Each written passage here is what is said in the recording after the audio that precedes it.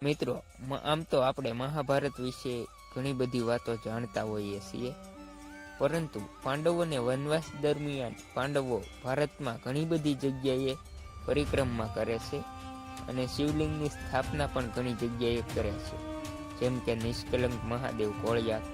એવી જ રીતના આજે હું તમને પાંડવ સ્થાપિત શિવલિંગના દર્શન કરાવવાનો છું. આ મંદિર દરિયા કિનારે આવેલું છે અને અહીંયા ભેખડમાં એક ગુફા છે, જેની અંદર એક પાંડવ સ્થાપિત શિવલિંગ છે. તે પાણી આવે ત્યારે ઢંકાઈ જાય છે, એટલે ત્યાં જવા માટેનો પણ ત્યારે રસ્તો બંધ થઈ જાય છે. તો ચાલો હું તમને આ મંદિરના દર્શન કરાવું. અને જો તમારે અહીંયા આવવું હોય તો મહુવાથી 22 કિલોમીટર અને ઊંચા કોટડાથી 7 કિલોમીટરના અંતરે દયાળ ગામના દરિયા કિનારે આ મંદિર આવેલું છે.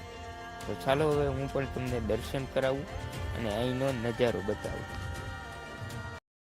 હાલો મિત્રો, સ્વાગત છે તમારું ફરીથી એક નવા વિડીયોમાં. તો આજના વિડીયોમાં આપણે તમને લઈને આવ્યા છીએ ઊંચા કોટડાની બાજુમાં આવેલું દયાળ ગામ, જ્યાં એમ કહેવાય છે કે પાંડવ દ્વારા શિવલિંગની સ્થાપના કરવામાં આવેલી છે અને એ રત્નેશ્વર મહાદેવ તરીકે ઓળખાય છે અને તે દરિયા કિનારે આવેલું છે. અને દરિયા કિનારે જે ભેખડની ગુફા છે એની અંદર આવેલું છે. તો આજના વિડીયોમાં આપણે તમને એના દર્શન કરાવવાના છીએ, તો તમે વિડીયોને પૂરેપૂરો જોતા રહીજો. મિત્રો, આ તમે જોઈ શકો છો, આ છે રત્નેશ્વર મહાદેવનું મંદિર.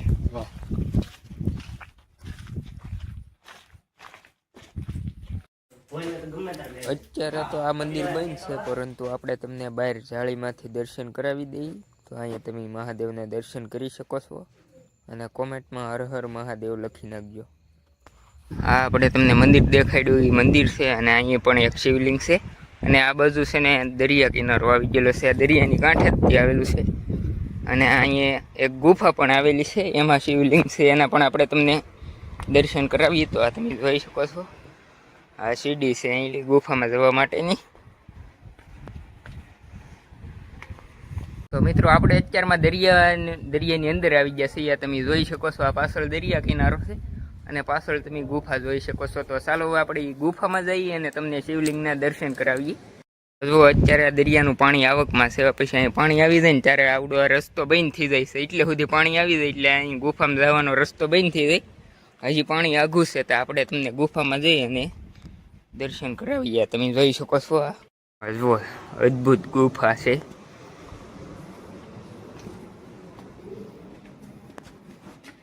જોઈ શકો છો.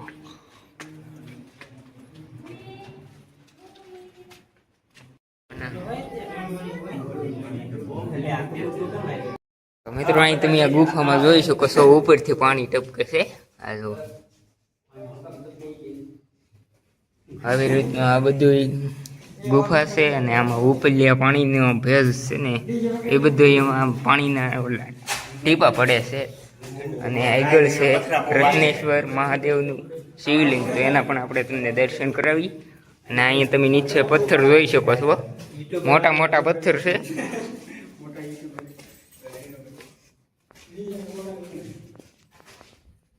જો આવી રીતની આ ગુફા છે અંદર ને આ છે અહીં શિવલિંગ.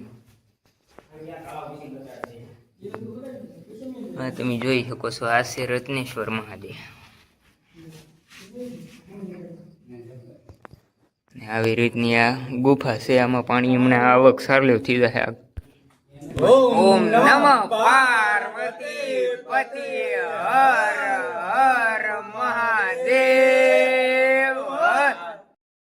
જો આવી રીતના દરિયા કિનારો છે ને આપણે જે ગુફામાં દર્શન કરાવ્યા ને એનો રસ્તો અહીંથી છે.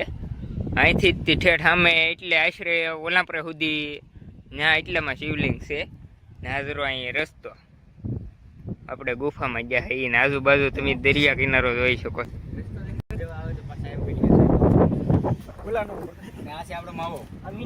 હા, જો માવો બનાવે છે, ઓનલી ફોર માવો. અંધારામાં દેખાતોય ને. હા તો મિત્રો, અહીંથી સામેથી ઊંચા કોટડા દેખાય છે, ઓલા ઢોરા ઉપર જોઈ શકો છો. આ ઊંચા કોટડા સામુનું મંદિર છે.